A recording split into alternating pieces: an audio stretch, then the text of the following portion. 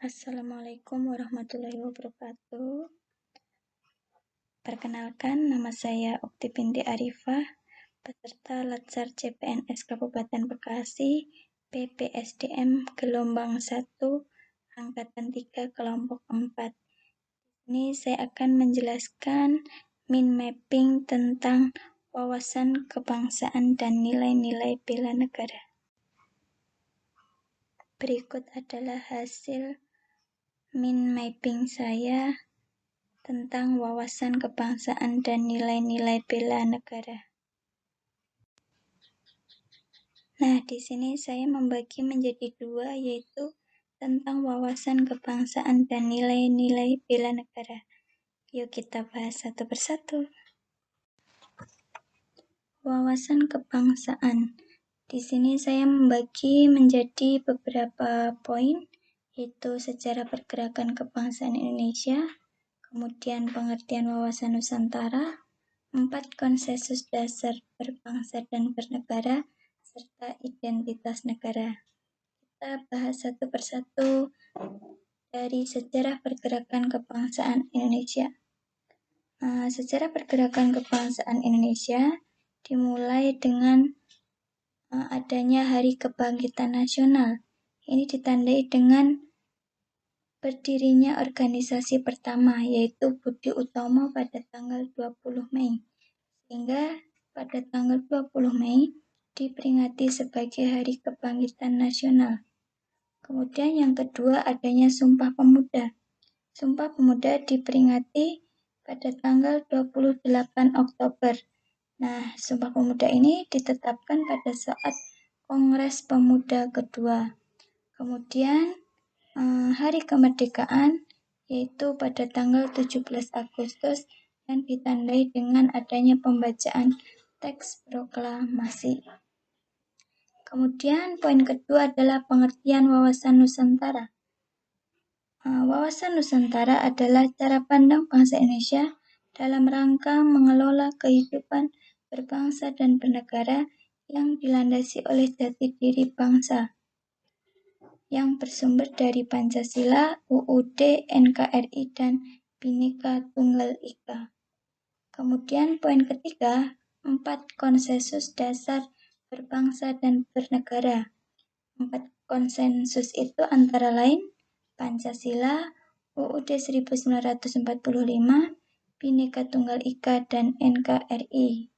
Nah, poin yang keempat adalah identitas negara.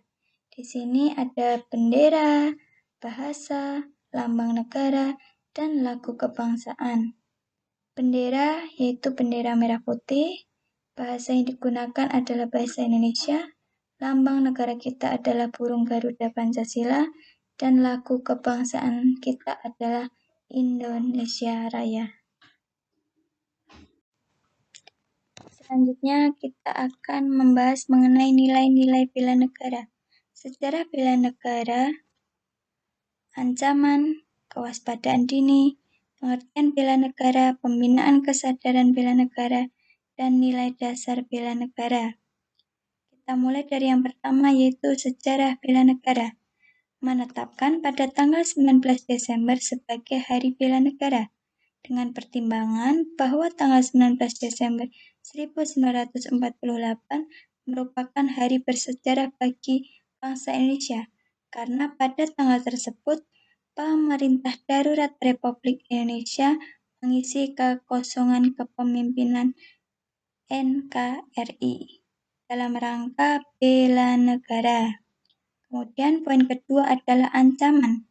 Ancaman adalah setiap usaha atau kegiatan baik dalam negeri maupun luar negeri yang bertentangan dengan Pancasila dan mengancam atau membahayakan kedaulatan negara serta keutuhan NKRI.